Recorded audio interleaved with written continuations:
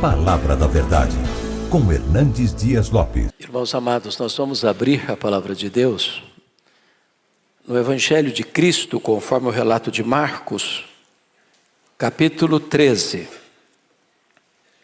Marcos, capítulo 13.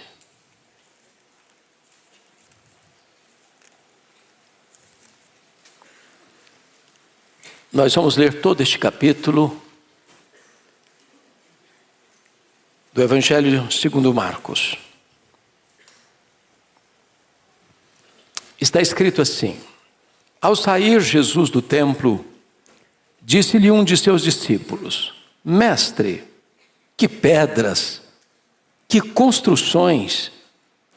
Mas Jesus lhe disse: vês estas grandes construções? Não ficará pedra sobre pedra que não seja derribada. No Monte das Oliveiras, defronte do templo, achava-se Jesus assentado, quando Pedro, Tiago, João e André lhe perguntaram em particular: dize-nos quando sucederão estas coisas, e que sinal haverá quando todas elas estiverem para cumprir-se? Então Jesus passou a dizer-lhes: vede que ninguém vos engane. Muitos virão em meu nome dizendo: sou eu, e enganarão a muitos. Quando, porém, ouvirdes falar de guerras e rumores de guerras, não vos assusteis. É necessário assim acontecer, mas ainda não é o fim. Porque se levantará nação contra nação e reino contra reino. Haverá terremotos em vários lugares e também fomes. Estas coisas são o princípio das dores. Estai vós de sobreaviso, porque vos entregarão aos tribunais e às sinagogas. Sereis açoitados e vos farão comparecer à presença de governadores e reis por minha causa, para lhes servir de testemunho. Mas é necessário que primeiro o evangelho seja pregado a todas as nações. Quando, pois, vos levarem e vos entregarem, não vos preocupeis com o que haveis de dizer. Mas o que vos for concedido naquela hora, isso falai, porque não sois vós os que falais, mas o Espírito Santo. Um irmão entregará à morte outro irmão, e o pai ao filho. Filhos haverá que se levantarão contra os progenitores e os matarão. Sereis odiados de todos por causa do meu nome. Aquele, porém, que perseverar até o fim, esse será salvo. Quando, pois, virdes o abominável da desolação, situado onde não deve estar, quem lê entenda. Então os que estiverem na Judéia fujam para os montes. Quem estiver em cima, no eirado, não desça, nem entre para tirar da sua casa alguma coisa. E o que estiver no campo, não volte atrás para buscar a sua capa. Ai das que estiverem grávidas e das que amamentarem naqueles dias. Orai para que isso não suceda no inverno, porque aqueles dias serão de tamanha tribulação, que nunca houve desde o princípio do mundo, que Deus criou, até agora, e nunca jamais haverá. Não tivesse o Senhor abreviado aqueles dias, e ninguém se salvaria, mas por causa dos eleitos que Ele escolheu, abreviou tais dias. Então, se alguém vos disser, eis aqui o Cristo, ou ele ali, não acrediteis. Pois surgirão falsos cristos e falsos profetas, operando sinais e prodígios para enganar, se possível, os próprios eleitos. Estai vós de sobreaviso, tudo vos tenho predito. Mas naqueles dias, após a referida tribulação, o sol escurecerá, a lua não dará sua claridade, as estrelas cairão do firmamento e os poderes dos céus serão abalados. Então verão o Filho do Homem vir nas nuvens com grande poder e glória. Ele enviará os seus anjos, ou os anjos, e reunirá os seus escolhidos dos quatro ventos, da extremidade da terra até a extremidade do céu. Aprendei, pois, a parábola da figueira. Quando já os seus ramos se renovam e as folhas brotam, sabeis que está próximo o verão. Assim também vós, quando virdes acontecer essas coisas, sabei que está próximo às portas. Em verdade vos digo que não passará esta geração sem que tudo isto aconteça. Passará o céu e a terra, porém as minhas palavras não passarão. Mas a respeito daquele dia ou da hora, ninguém sabe, nem os anjos no céu, nem o Filho, senão o Pai. Estai de sobreaviso, vigiai e orai, porque não sabeis quando será o tempo. É como um homem que, ausentando-se do país, deixa sua casa, dá autoridade aos seus servos, a cada um a sua obrigação, e ao porteiro ordena que vigie.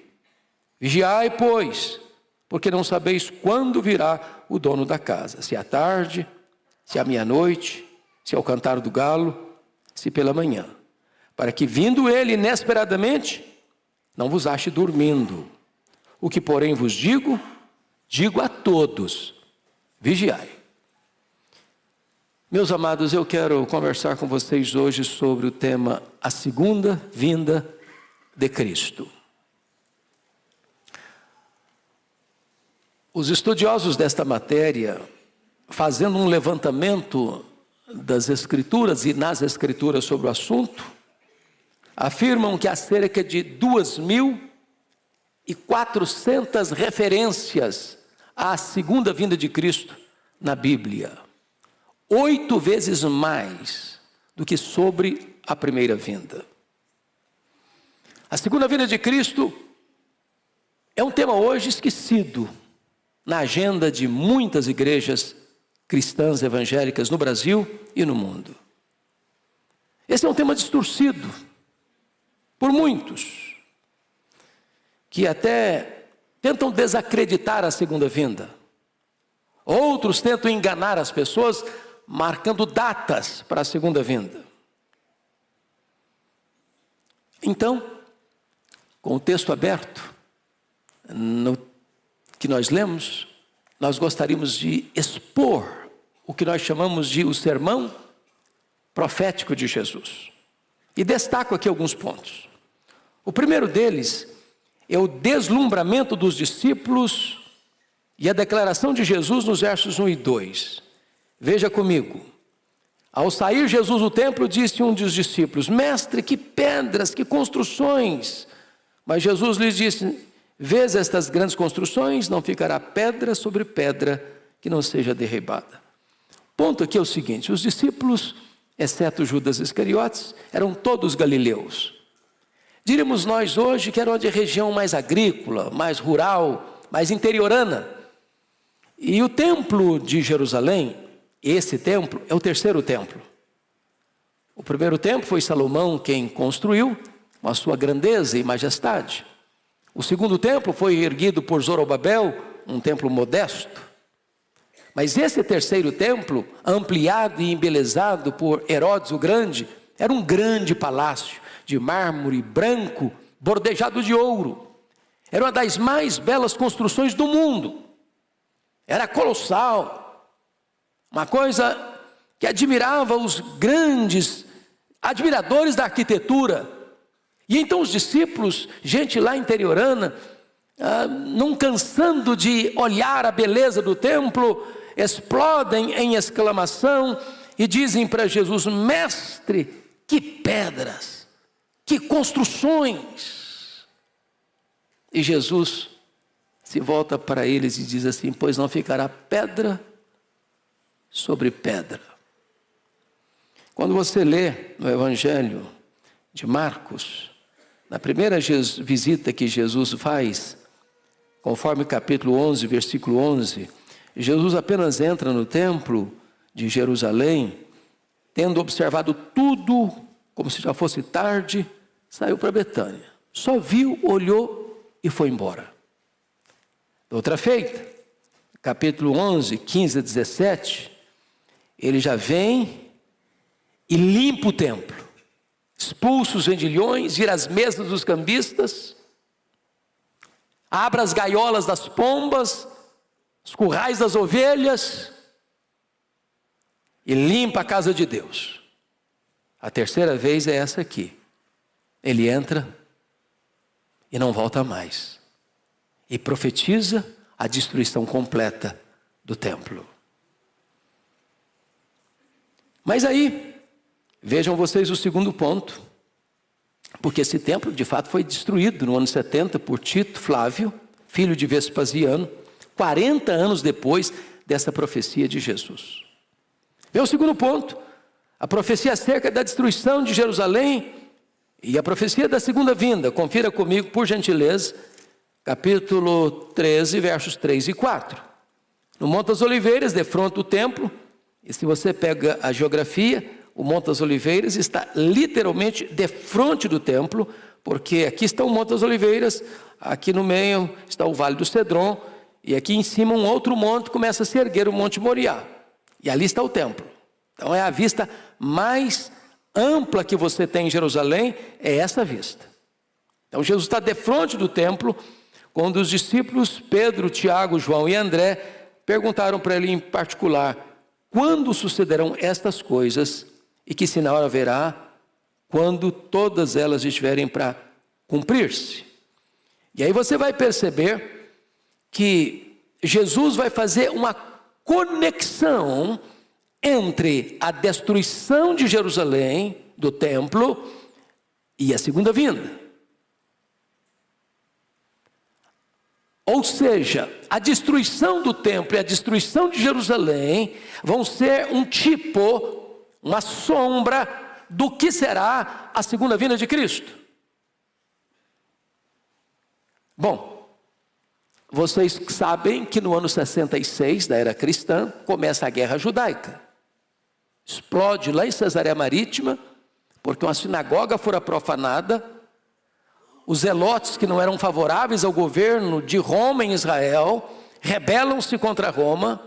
Roma manda para lá o general Tito, que era filho do imperador Vespasiano, que governou de 69 a 79, envia Tito Flávio para Israel para controlar o motim, em 66.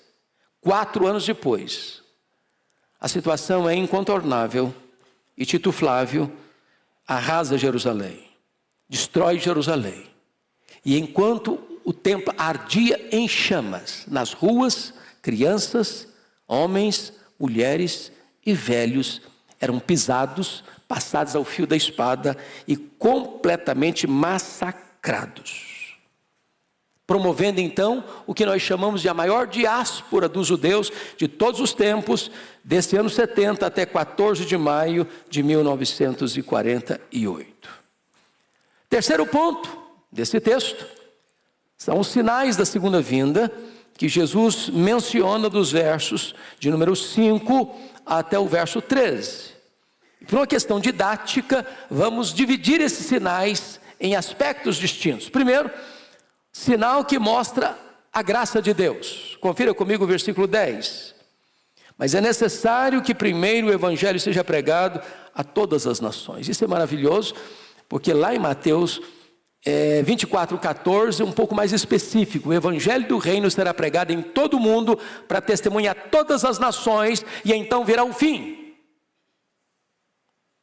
Meus amados, o Senhor Jesus deu uma comissão para a igreja, antes de subir aos céus: indo fazer discípulos de todas as nações, batizando-os em nome do Pai, e do Filho, e do Espírito Santo, e ensinando-os a guardar todas as coisas que vos tenho ordenado, e eis que estou convosco todos os dias, até a consumação dos séculos.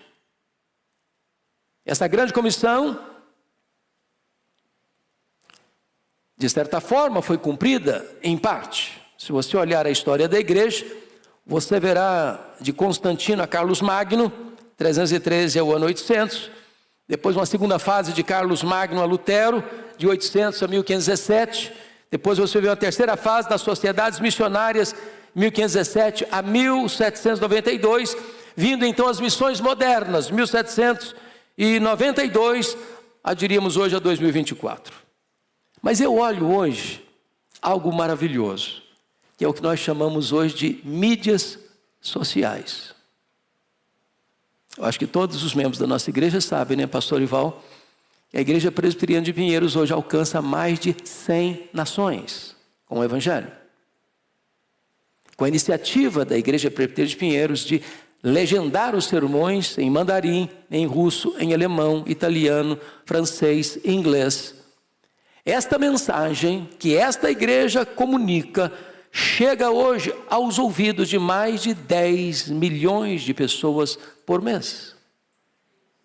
E eu não tenho dúvidas de que o advento das mídias sociais, da internet, é a grande ferramenta que Deus levantou na nossa geração para o cumprimento dessa profecia de que o Evangelho será pregado em todo o mundo para testemunhar a todas as nações, e então virá o fim.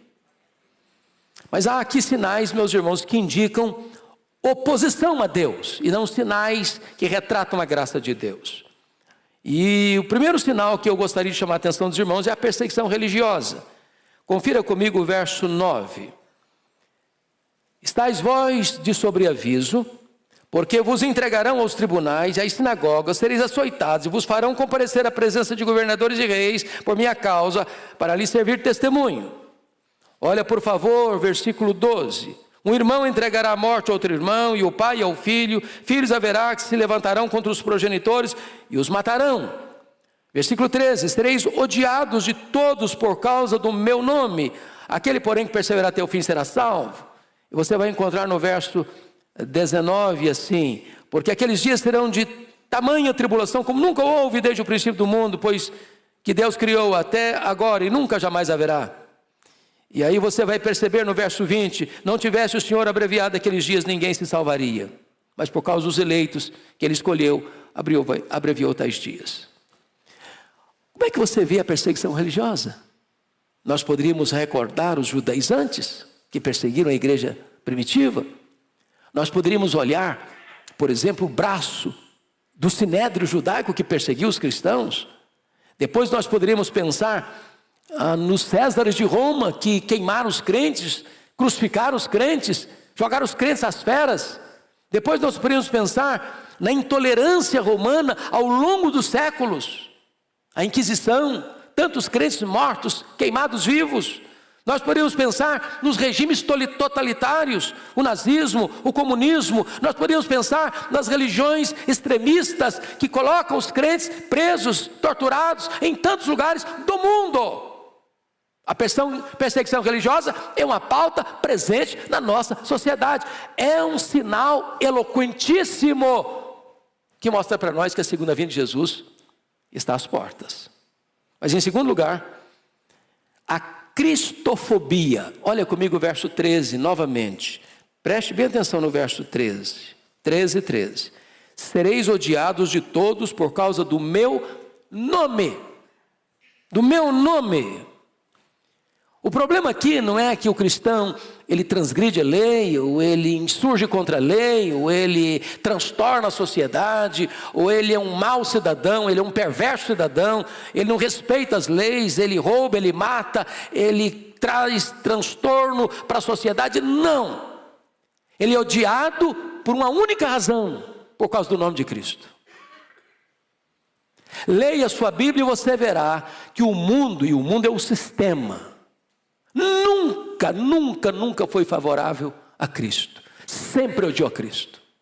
E Jesus diz: se o mundo me odeia, e eu sou o Senhor, e vocês são meus servos, o servo não é maior que o Senhor. Se perseguiu a mim, perseguirá a vós também. E Paulo chega a dizer que todo aquele que quiser viver piedosamente em Cristo vai ser perseguido. Você tem alguma dúvida que o mundo hoje vive uma onda de cristofobia? As pessoas não toleram. Isso é uma prova de que Jesus está às portas. Terceiro sinal que Jesus aponta aqui, de oposição a Deus, é o engano religioso. Aliás, o primeiro sinal que Jesus aponta. Olha aí comigo, por favor, versículos 5 e 6. Ele diz assim: então Jesus passou a dizer-lhes: vede que ninguém vos engane. Muitos virão em meu nome dizendo: sou eu, e enganarão a muitos.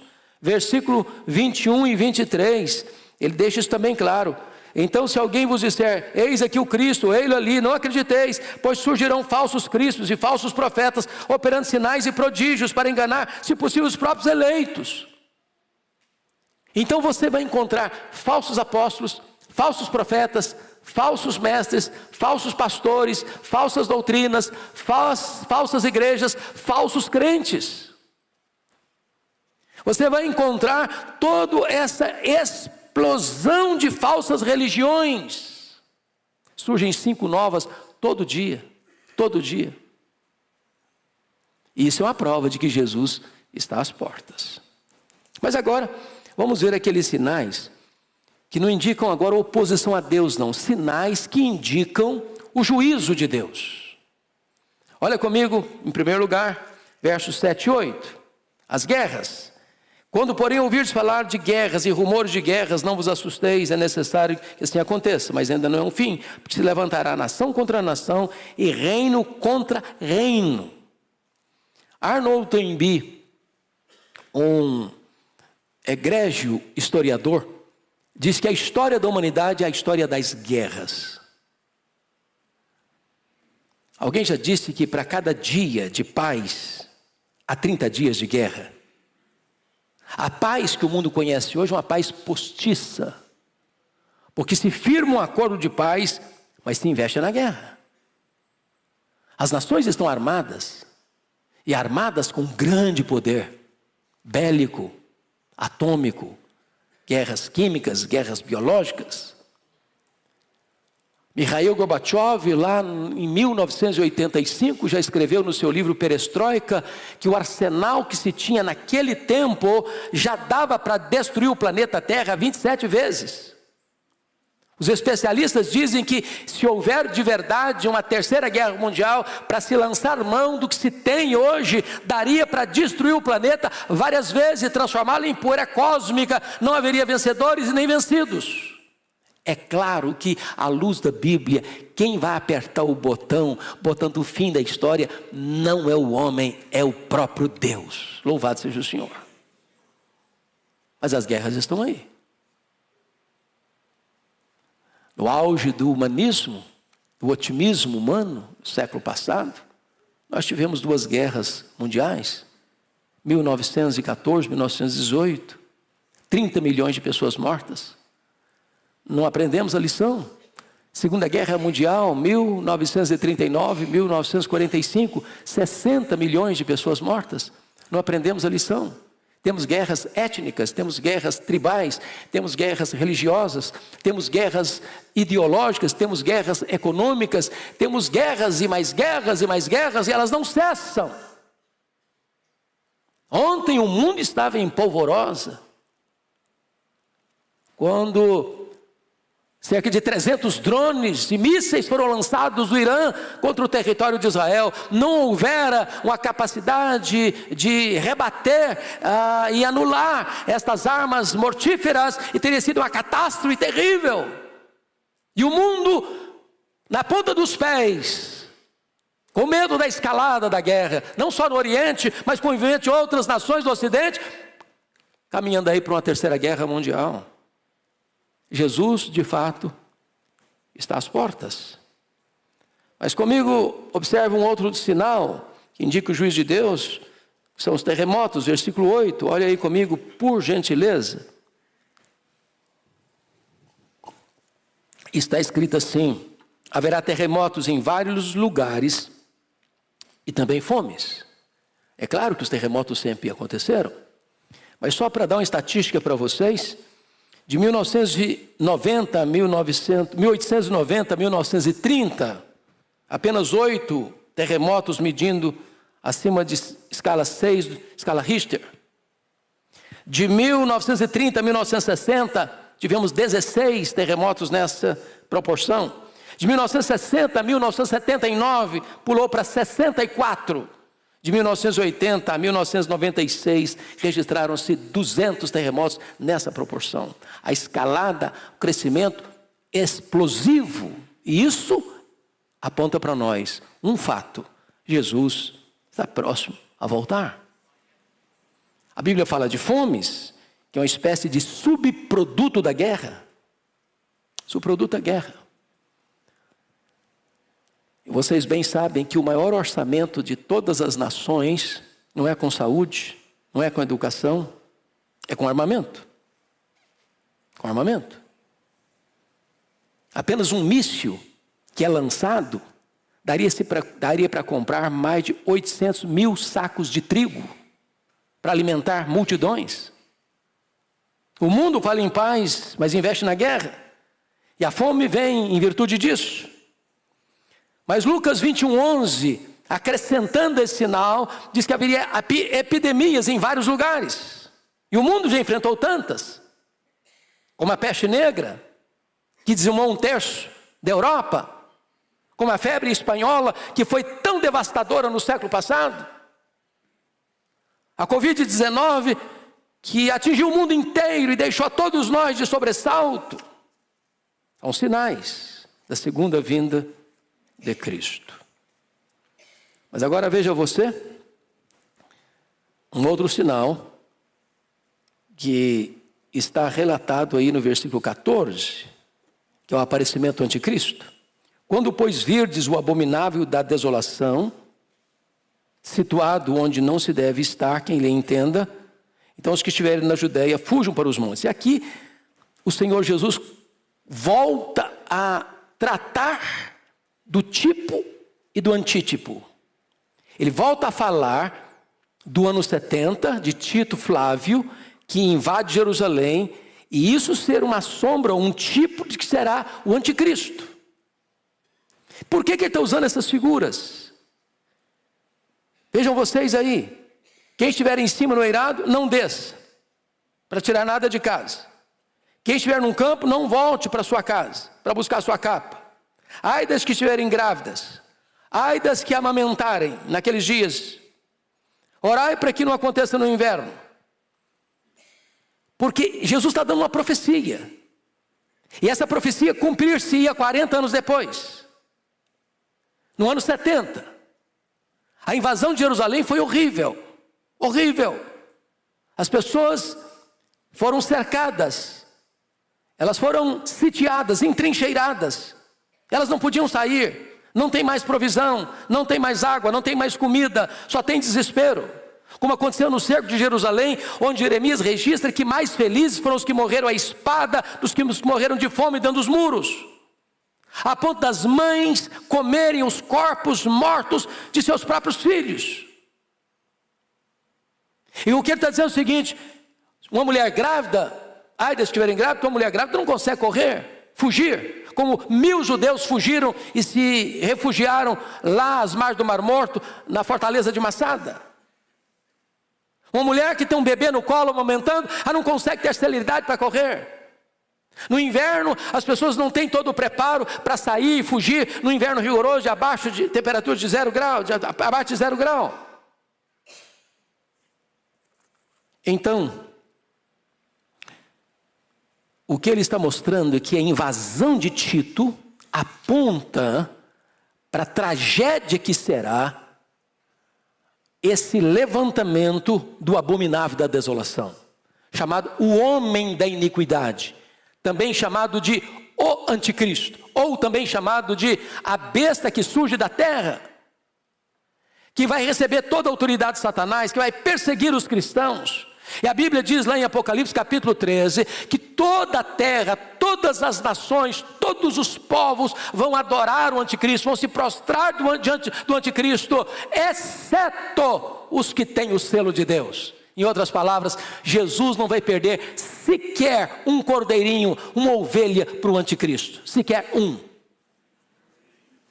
O Senhor Jesus chega a dizer no verso 29, no verso 20, o seguinte: não tivesse o Senhor abreviado aqueles dias e ninguém se salvaria, mas por causa dos eleitos que ele escolheu, abreviou tais dias. Versículo 22. Pois surgirão falsos cristos e falsos profetas, operando sinais e prodígios para enganar, se possível, os próprios eleitos. Os eleitos não serão enganados. O Senhor tem os seus eleitos, o Senhor ama os seus eleitos não serão poupados da tribulação, os seus eleitos serão arrancados do meio da tribulação. Eles enfrentarão. Mas o Senhor abrevia e o Senhor os livra, de tal forma que nenhum deles vai perecer. Como é que será essa grande tribulação? Você pode ler comigo o verso 19, por gentileza? Vamos todos juntos, por favor? Porque aqueles dias serão de tamanha tribulação, como nunca houve desde o princípio do mundo, que Deus criou até agora e nunca jamais haverá. Eu chamo a sua atenção que esta expressão ela tem 4 paralelos na Bíblia: a grande tribulação, a apostasia, o aparecimento do homem da iniquidade e o pouco tempo de Satanás.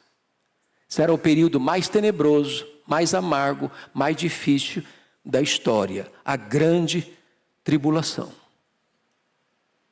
E o Senhor vai arrancar a sua igreja, não tirando-a antes da tribulação, mas sustentando-a, fortalecendo-a, e do meio da tribulação o Senhor tira o seu povo. É o cuidado que o Senhor tem com os seus eleitos. O que é curioso é que no mesmo momento e com a mesma intensidade que vem a grande tribulação, vem também a sedução religiosa. É isso que você verá nos versos 21 a 23.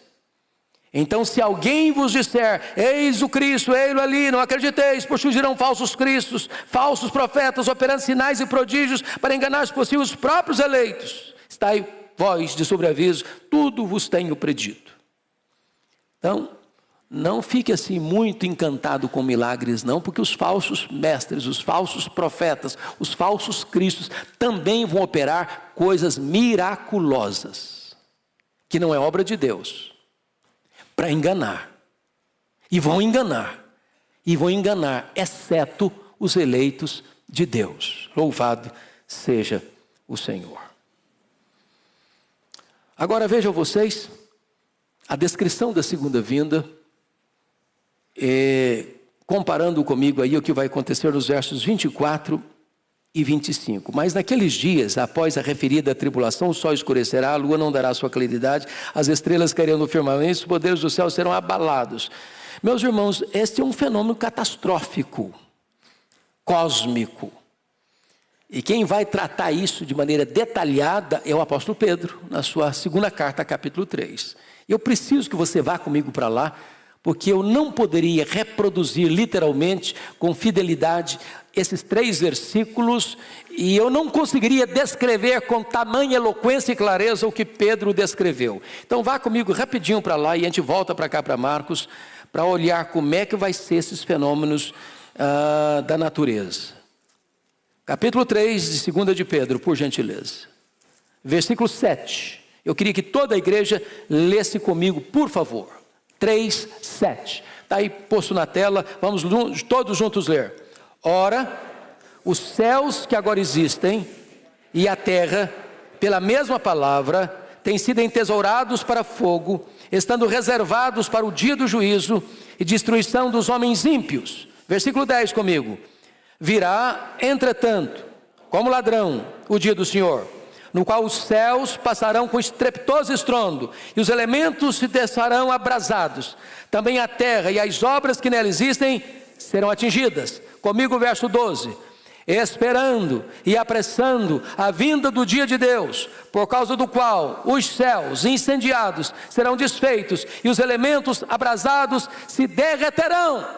É uma cena dramática, pavorosa, que é descrito no capítulo 6, versos 12 a 17, como uma cena das mais dramáticas da história. Mas olha qual é a postura do crente, como é que estará o crente nesse momento. Triste, abatido, com medo? Não. Leia em voz bem alta, 2 de Pedro 3,13 agora. Nós, porém, segundo a sua promessa, esperamos novos céus e nova terra, nos quais habita justiça. Louvado seja o Senhor! Glória a Deus! Como é que será a volta do Senhor? Veja agora, voltando para Marcos 13, por favor, irmãos, verso 26, ela será visível. Está escrito assim: então verão o Filho do Homem vir nas nuvens com grande poder e glória. Verão, verão, verão. Apocalipse 1,7 diz que todo olho verá, até aqueles que o traspassaram. O que significa isso? O que significa é o seguinte: quando Jesus voltar, 2 coisas vão acontecer. primeiro, os mortos vão ressuscitar. Uns para a ressurreição da vida, outros para a ressurreição do juízo. Só depois os que estiverem vivos serão transformados e arrebatados. Então aqueles que cuspiram no rosto de Jesus, aqueles que esbordoaram a Jesus, aqueles que pregaram Jesus na cruz, vão ter que ressuscitar. E vão ter que ver Jesus na sua glória. E vão ter que se ajoelhar. E vão ter que confessar que Jesus Cristo é Senhor para a glória de Deus Pai. Não uma confissão alegre, festiva, submissa, para irem para o reino da glória. Não, vão ter que fazê-lo imediatamente irem para o fogo eterno preparado para o diabo e seus anjos. É assim que a Bíblia diz. Mas mais do que isso, a segunda vinda do Senhor será gloriosa. Versículo 26, na parte B, diz que ele vem com grande poder e glória. Significa o seguinte: quando ele vier, ele não vem mais como veio na primeira vinda, montado num jumentinho humilde, não tendo onde reclinar a cabeça. Ele vem como rei vencedor. Na sua coxa estará escrito Rei dos Reis, Senhor dos Senhores. E ele vem, segundo 1 Coríntios 15, 24 e 25, vai colocar todos os seus inimigos debaixo dos seus pés, e ele vai lançar no lago do fogo o anticristo, o falso profeta, o diabo, a morte, o inferno e todos aqueles cujos nomes não estão escritos no livro da vida. E ele vai triunfar completamente, permanentemente, finalmente, e vai entregar o reino ao Deus e Pai, para que ele seja tudo em todos, e ele reinará com a sua igreja para sempre e sempre e sempre. Louvado seja o Senhor. Mas eu quero encerrar chamando a sua atenção para a necessidade de estar preparado para a segunda vinda. Primeiramente, ela será precedida por avisos claros, conforme os versos 28 a 31, e Jesus conta uma parábola de um homem que vai para um outro país e deixa os funcionários da sua casa encarregados de cuidar da casa. E o Senhor então vai mostrar para nós,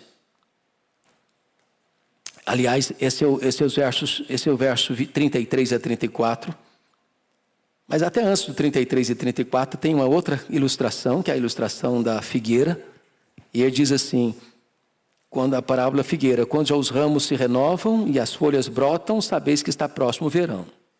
Isso é um fenômeno da natureza. Lá em Israel, as figueiras são muito comuns. E ele diz assim, assim também vós, quando virdes acontecer estas coisas, sabei que está próximo às portas. Uma coisa está próximo, outra coisa está às portas. Esses sinais estão aí. São visíveis, são eloquentes, são inegáveis. Às portas. E Jesus garante a confiabilidade da sua palavra, dizendo o seguinte, versículo 31, passará o céu e a terra, porém as minhas palavras não passarão. Então fique de sobreaviso. E ele vai dizer, no verso 32, que será uma vinda imprevisível. Imprevisível. Porque você não sabe. Está escrito aí. A respeito daquele dia ou da hora, ninguém sabe, nem os anjos, nem o Filho, senão o Pai. Eu acho impressionante isso. Não é óbvio esse dia. Vai ser um dia comum. Aliás, outro relato paralelo deste, diz que vai ser como nos dias de Noé. Noé passou 120 anos pregando. Uma coisa foi começar a pregar no primeiro dia, outra coisa é pregar quando a arca estava no meio da obra. Outra coisa é pregar quando estava fazendo o acabamento da arca. Outra coisa era pregar quando a arca está pronta. Outra coisa é pregar quando, olha gente, acabou. Construção acabou.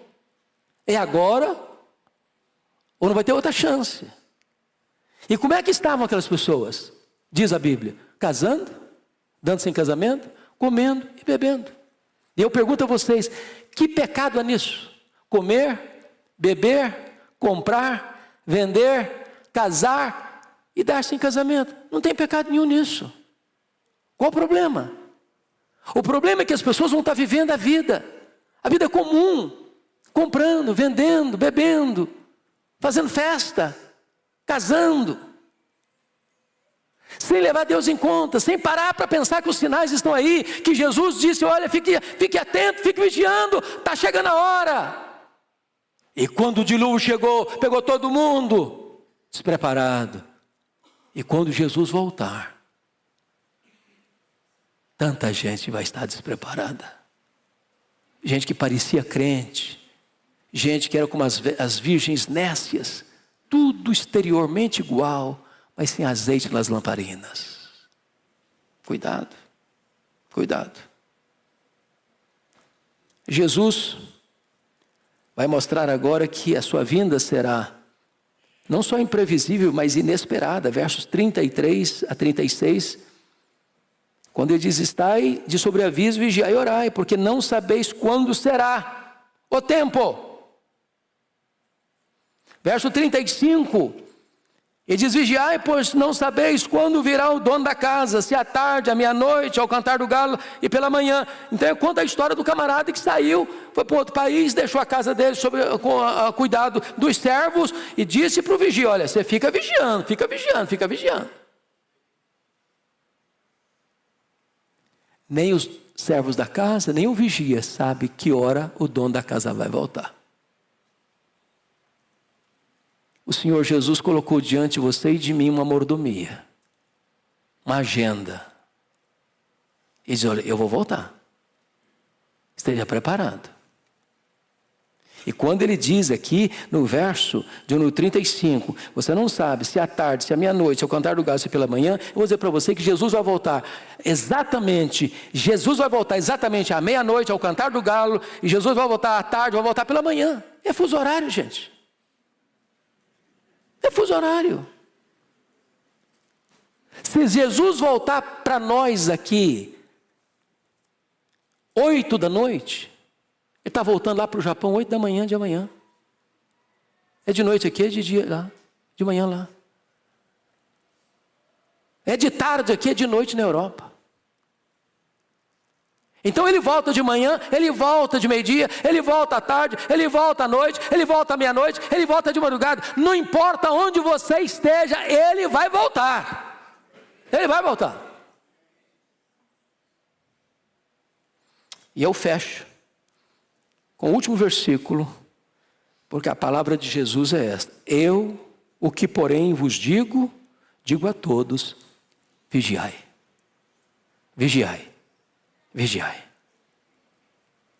Pode ser agora, pode ser amanhã, pode ser daqui a pouco. E eu quero dizer que alguns teólogos e estudantes de escatologia, muito sábios, do alto da sua sapiência, dizem, não, esquece. Pelos meus estudos, Jesus não volta nos próximos 500 anos. O apóstolo Paulo, que era um teólogo de primeira categoria, ele aguardava a volta de Jesus para os seus dias.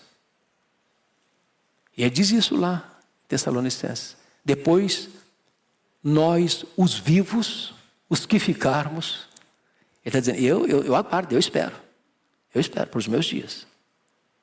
E sábio é você, se você também aguarda a volta do Senhor Jesus para os seus dias. Quando perguntaram para Wesley, o que você gostaria de estar fazendo quando Jesus voltar? Ele respondeu, eu gostaria de estar fazendo o que eu faço todos os dias, porque todos os dias eu estou esperando Jesus voltar. Nós não somos filhos das trevas, nós somos filhos da luz. E os filhos da luz estão na ponta dos pés, dizendo, Maranata, ora.